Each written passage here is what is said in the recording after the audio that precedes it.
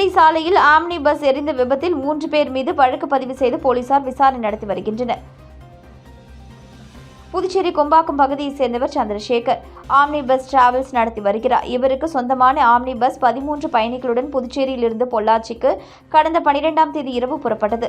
பஸ்ஸை டிரைவர் செந்தில்குமார் ஓட்டிச் சென்றார். 100 அடி சாலை ரயில்வே மேம்பாலத்தில் சென்றபொழுது பஸ் திடீரென தீப்பிடித்து எரிந்தது. தகவல் அறிந்த தீயணைப்பு வீரர்கள் விரைந்து வந்து தீயை அணைத்தனர்.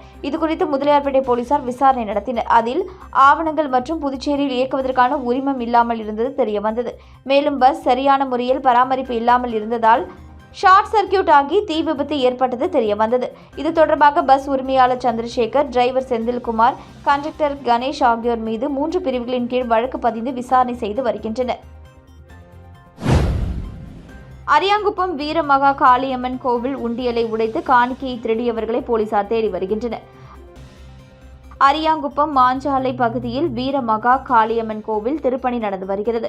நேற்று காலை கோவில் வெளியில் இருந்த உண்டியல் பூட்டு உடைக்கப்பட்டு அதிலிருந்த காணிக்கை 10,000 ரூபாய் திருடு போயிருந்தது. இது பற்றி கோவில் சேர்மன் பாலபாஸ்கரன் கொடுத்த புகாரின் பேரில் அரியாங்குப்பம் சப் இன்ஸ்பெக்டர் முருகானந்தம் மற்றும் போலீசார் வழக்கு பதிந்து விசாரணை நடத்தினர். அதில் அப்பகுதியில் இருந்து சிசிடிவி கேமரா காட்சிகளை ஆய்வு செய்தனர். அதில் நேற்று அதிகாலை 3 மணி அளவில் பைக்கில் வந்த 2 நபர்கள் உண்டியலின் பூட்டை உடைத்து காணிக்கையை திருடிச் சென்றது தெரியவந்துள்ளது. அவர்களை போலீசார் தேடி வருகின்றனர். கோவிலில் திருப்பணி நடக்கும் நிலையில் உண்டியில் உடைக்கப்பட்ட சம்பவம் பகுதியில் பெரும் பரபரப்பை ஏற்படுத்தியுள்ளது. புதுச்சேரி காலப்பட்டு மத்திய சிறையில் நடைபெற்ற பொங்கல் கொண்டாட்டத்தில் கைதிகள் நடனமாடியும் யோகா மற்றும் சிலம்பம் முறியடி என பல்வேறு போட்டிகளில் கலந்து கொண்டு அசத்தினார்கள். புதுச்சேரி காலாப்பட்டு மத்திய சிறையில் 400க்கும் மேற்பட்ட தண்டனை மற்றும் விசாரணை கைதிகள் அடைக்கப்பட்டுள்ளனர். இவர்கள் பல்வேறு குற்ற வழக்குகளில் கைது செய்யப்பட்டு சிறையில் அடைக்கப்பட்ட நிலையில் இவர்களது மனமாற்றத்தை கருத்தில் கொண்டு சிறைத்துறை நிர்வாகம் சார்பில் தைப்பொங்கல் கொண்டாட்டம் நடைபெற்றது. இதில் தண்டனை மற்றும் விசாரணை ஆண் பெண் கைதிகள் பொங்கலிட்டு சமத்துவ பொங்கலை கொண்டாடி மகிழ்ந்தனர். தொடர்ந்து கைதிகள் நடனம், யோகா மற்றும் சிலம்பம், உரியடி, வாத்து பிடித்தல், கரும்பு தின்னுதல் உள்ளிட்ட பல்வேறு போட்டிகளில் கலந்து கொண்டு தங்களது திறமைகளை வெளிப்படுத்தினார்கள். போட்டிகளில் வெற்றி பெற்ற கைதிகளுக்கு சிறைத்துறை ஐஜி சிவராஜ் மீனா, தலைமை கண்காணிப்பாளர் வெங்கடேசன் மற்றும் சிறைத்துறை கண்காணிப்பாளர் பாஸ்கரன் ஆகியோர் சான்றிதழ் மற்றும் பரிசுகளை வழங்கி பாராட்டினார்கள். இதில் சிறை கைதிகளை மகிழ்விக்கும் வகையில் வில்லியனூர் நாட்டிய சாஸ்திராலயா குருக்கள் உமா மற்றும் மாதவி மாணவர்களின் பரதம் மற்றும் மாமல்லன் சிலம்பம் மற்றும் நாட்டுப்புற கலை பழனிவேலு தலைமையிலான சாகச நிகழ்ச்சிகளும் நடைபெற்றது. தெய்வப்புலவர் திருவள்ளுவர் தின விழாவை ஒட்டி அவரது சிலைக்கு முதலமைச்சர் ரங்கசாமி, அமைச்சர்கள், சட்டமன்ற உறுப்பினர்கள் மாலை அணிவித்து மரியாதை செலுத்தினார்கள்.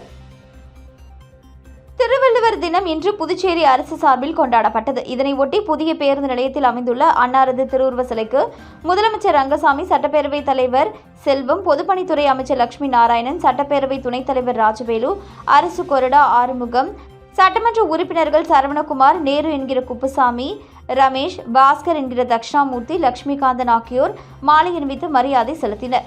அதனைத் தொடர்ந்து திமுக அமைப்பாளர் சிவா எம்எல்ஏ தலைமையில் திமுகவினர் வள்ளுவர் சிலைக்கு மாலை அணிவித்து மரியாதை செலுத்தினார்கள்.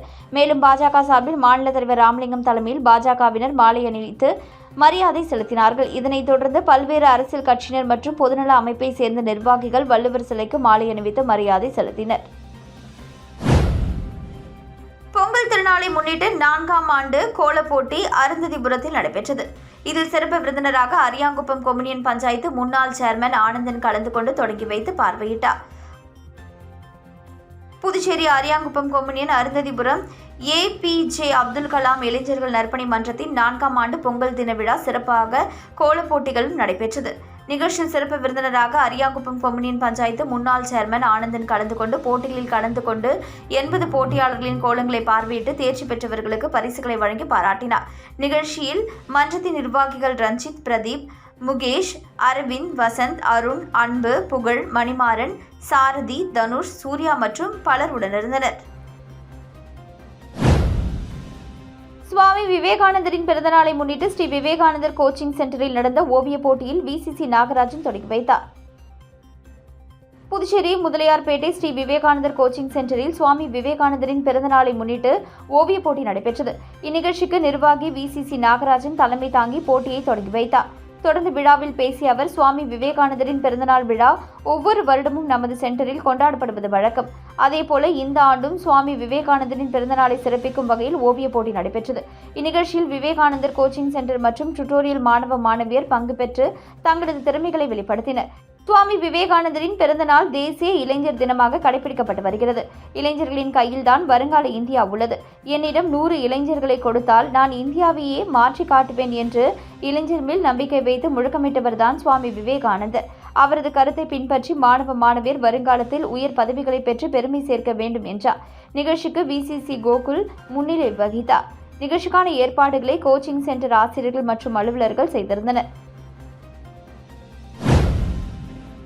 புதுச்சேரி பயன்படுத்திய கார் விற்பனையாளர்கள் மற்றும் ஆலோசகர்கள் சங்கத்தின் சார்பில் பொங்கல் பரிசு பொருட்கள் மற்றும் நாட்காட்டி கேலண்டர் சங்கத்தின் சார்பில் உறுப்பினர்களுக்கு வழங்கப்பட்டது. புதுச்சேரி பயன்படுத்திய கார் விற்பனையாளர்கள் மற்றும் ஆலோசகர்கள் நலசங்கம் சார்பில் இன்று வில்லியனூர் சுபமங்கலம் மினி ஹாலில் நடைபெற்ற பொங்கல் சிறப்பு பரிசுகள், நாட்காட்டி கேலண்டர் மற்றும் நலத்திட்டம் வழங்கும் நிகழ்ச்சி நடைபெற்றது.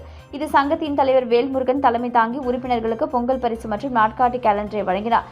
சங்கத்தின் பொதுச் செயலாளர் திருநாவுக்கரசு சங்க நிர்வாகிகள் மற்றும் உறுப்பினர்களை வரவேற்று உறுப்பினர்களுக்கான அனைத்து விதமான நலத்திட்டங்கள் வழங்கும் பொருட்களின் ஏற்பாடுகளை சிறப்பாக செய்தார். சங்கத்தின் பொருளாளர் முருகன் என்கிற முரளி நிகழ்ச்சியில் அனைத்து விதமான ஏற்பாடுகளை கவனித்தார். இதில் சங்கத்தின் மொத்த உறுப்பினர்களும் கலந்து கொண்டு சங்கத்தின் சார்பில் வழங்கப்பட்ட பொங்கல் பரிசு, நாட்காட்டி, கேலண்டர் மற்றும் நலத்திட்ட உதவிகளை பெற்று மகிழ்ச்சியுடன் சென்றனர். இந்த விழாவில் துணை செயலாளர் பார்த்திபன், துணை பொருளாளர் சரவணன் மற்றும் சங்க நிர்வாகிகள், சங்க உறுப்பினர்கள் திரளாக கலந்து கொண்டனர். திருவள்ளுவர் தினத்தை முன்னிட்டு புதுச்சேரி மணவெளி தொகுதி பாஜக சார்பில் மாநில செயலாளர் ராமு தலைமையில் அவரது ஆதரவாளர்கள் இருசக்கர வாகனத்தில் ஊர்வலமாக சென்று திருவள்ளுவர் சிலைக்கு மாலை அணிவித்து மரியாதை செலுத்தினார்கள். திருவள்ளுவர் தினத்தை முன்னிட்டு மணவெளி தொகுதி சார்பில் பாஜக மாநில செயலாளர் ராமு தலைமையில் அவரது ஆதரவாளர்கள் தவளக்குப்பம் 4 முனை சந்திப்பில் இருந்து 100க்கும் மேற்பட்டவர்கள் இருசக்கர வாகனத்தில் நோனாங்குப்பம் வரை பேரணியாக சென்றனர். தொடர்ந்து நோனாங்குப்பம் சந்திப்பில் அமைந்துள்ள திருவள்ளுவர் சிலைக்கு மாநில செயலாளர் ராமு தலைமையில் மாலை அணிவித்து மரியாதை செலுத்தினார்கள். இதில் மணவெளி தொகுதியை சேர்ந்த அனைத்து கிராமங்களில் இருந்தும் அவரது ஆதரவாளர்கள் திரளாக கலந்து கொண்டனர். இதேபோன்று புதுச்சேரி மணவெளி தொகுதியை சேர்ந்த திமுக பொதுக்குழு உறுப்பினர் சன் சண்முகம் தனது ஆதரவாளர்கள் 100க்கும் மேற்பட்டவர்களுடன் திருவள்ளுவர் சிலைக்கு மாலை அணிவித்து மரியாதை செலுத்தினார். இந்நிகழ்ச்சியில் தொகுதியை சேர்ந்த திமுக நிர்வாகிகள் பலரும் கலந்து கொண்டனர். இதேபோன்று பாட்டாளி மக்கள் கட்சி சார்பில் மாநில அமைப்பாளர் கணபதி தலைமையிலான பாட்டாளி மக்கள் கட்சி நிர்வாகிகளும் வன்னியர் சங்க தலைவர் வடிவேல் தலைமையிலான அன்புமணி பிரிவினரும் திருவள்ளுவர் சிலைக்கு மாலை அணிவித்து மரியாதை செலுத்தினார்கள். திருவள்ளுவர் தினத்தை முன்னிட்டு நோனாங்குப்பம் சந்திப்பில் அமைந்துள்ள திருவள்ளுவர் சிலைக்கு மணவெளி தொகுதி சார்பில் சபாநாயகர் செல்வம், காங்கிரஸ் சார்பில் முன்னாள் அரசு கொறடா அனந்தராமன் ஆகியோர் மாலை அணிவித்து மரியாதை செலுத்தினார்கள். புதுச்சேரி திருவள்ளுவர் தினத்தை முன்னிட்டு நோனாங்குப்பம் சந்திப்பில் அமைந்துள்ள திருவள்ளுவர் சிலைக்கு மாலை அணிவித்து மரியாதை செலுத்தும் நிகழ்வு நடைபெற்றது. இதில் மணவெளி தொகுதி சட்டமன்ற உறுப்பினரும் சபாநாயகருமான செல்வம் தனது ஆதரவாளர்களுடன் திருவள்ளுவர் சிலைக்கு மாலை அணிவித்து மரியாதை செலுத்தினர். இந்நிகழ்ச்சியில் மணவெளி தொகுதி தலைவர் லட்சுமிகாந்தன் உள்ளிட்ட பாஜக அனைத்து பிரிவு நிர்வாகிகள் திரளாக கலந்து கொண்டனர். இதனைத் தொடர்ந்து மணவெளி தொகுதி காங்கிரஸ் கட்சியின் முன்னாள் அரசு கொறடாவுமான ஆனந்தராமன் காங்கிரஸ் கட்சி சார்பில் திருவள்ளுவர் சிலைக்கு மாலை அணிவித்து மரியாதை செலுத்தினார். இந்நிகழ்ச்சியில் மணவெளி தொகுதியை சேர்ந்த காங்கிரஸ் கட்சி நிர்வாகிகள் திரளாக கலந்து கொண்டனர். இதேபோன்று புதுச்சேரி மாநிலம் நாம் தமிழர் கட்சி சார்பாக தொழிற்சங்க நிர்வாகி ரமேஷ் தலைமையில் திருவள்ளுவர் சிலைக்கு மாலை அணிவித்து மரியாதை செலுத்தப்பட்டது. தொடர்ந்து திருக்குறள் வாசிக்கப்பட்டு முழக்கங்கள் எழுப்பப்பட்டது. இந்த நிகழ்ச்சியில் நாம் தமிழர் கட்சியை சேர்ந்த நிர்வாகிகள் திரளாக கலந்து கொண்டனர். நீண்ட நாட்களாக இழுபறியில் இருந்து வந்த காமராஜர் கல்வி நிதியுதவி திட்டத்தில் 17 கோடி ரூபாய் நிலுவைத் தொகையை வங்கிக் கணக்கில் அரசு செலுத்தியுள்ளது. புதுச்சேரி அரசு காமராஜர் கல்வி திட்டத்தின் கீழ் MBBS படிப்பிற்கு 2,25,000 ரூபாயும், பிடெக் படிப்பிற்கு 25,000 ரூபாயும், நர்சிங் படிப்பிற்கு 8,000 ரூபாயும் நிதி உதவி வழங்கி வருகின்றது. இந்த திட்டத்தால் ஏழை மாணவர்களின் உயர்கல்வி கனவு நனவாகி வருகிறது. வழக்கமாக காமராஜர் கல்வி திட்ட நிதி காலத்தோடு வழங்கப்பட்டுவிடும். ஆனால் கடந்த 2022ஆம் ஆண்டு முதல் புதியதாக சேர்ந்த மாணவர்களுக்கு காமராஜர் திட்டத்தின் கீழ் நிதி உதவி இன்னும் வழங்கப்படவில்லை. இத்திட்டத்தின் கீழ் கல்லூரியில் சேர்ந்த மாணவர்களுக்கு கடும் நெருக்கடி ஏற்பட்டது. குறிப்பாக கடந்த 2022ஆம் கல்வியாண்டில் சேர்ந்த இன்ஜினியரிங் உள்ளிட்ட மாணவர்கள் இறுதியாண்டிற்கு வந்துவிட்டனர். சில மாதங்களில் இறுதி செமஸ்டர் எழுதி படிப்பினையே முடிக்க உள்ளனர். ஆனால் இன்னும் காமராஜர் திட்ட நிதியுதவி கிடைக்காத சூழ்நிலையில் அவர்களுக்கு கடும் சிக்கல் ஏற்பட்டுள்ளது. 2 செமஸ்டருக்குள் பணத்தை கட்டு, இல்லையெனில் இறுதி ஆண்டு செமஸ்டர் எழுத முடியாது என்று தனியார் மருத்துவக் கல்லூரி நிர்வாகம் கடும் நெருக்கடி கொடுத்து வருகின்றனர். 60,000 ரூபாய் முதல் 1 லட்சம் ரூபாய் வரை திரட்ட வேண்டிய சூழ்நிலையில் பெற்றோர்களும் அலைந்து திரிந்து வந்தனர். இந்த நிலையில் முதல்வர் ரங்கசாமியின் உத்தரவின் பேரில் உயர்கல்வித்துறை சென்டாக் மூலம் கல்லூரியில் சேர்ந்த மாணவர்களுக்கு இப்பொழுது காமராஜர் கல்வி நிதியாக 17,03,398 மாணவர்களுக்கு வங்கி கணக்கில் செலுத்தியுள்ளது. புதுச்சேரி ஏனாம் பிராந்தியம் அருகே ஆந்திர கிராமங்களில் சேவல் சண்டை, 5 லட்சம் ரூபாய் வரை பந்தயம். ஏனாமில் உள்ள அனைத்து ஹோட்டல்களும் அறைகள் நிரம்பின. 2 மடங்கு வாடகை வசூல். மதுபான கடைகளில் கூடுதல் விற்பனை. புதுச்சேரியின் ஏனாம் பிராந்தியம் ஆந்திர மாநில கோதாவரி ஆற்று பகுதியில் உள்ளது. இங்கு பொங்கல் விழா மகா சங்கராந்தி என்ற பெயரில் கொண்டாடப்படுகிறது.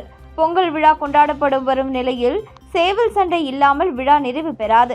ஏனாம் மற்றும் ஆந்திர மாநில எல்லை கிராமங்களில் கோதாவரி ஆற்றுப்படுகையில் சேவல் சண்டை இன்று நடைபெற்றது.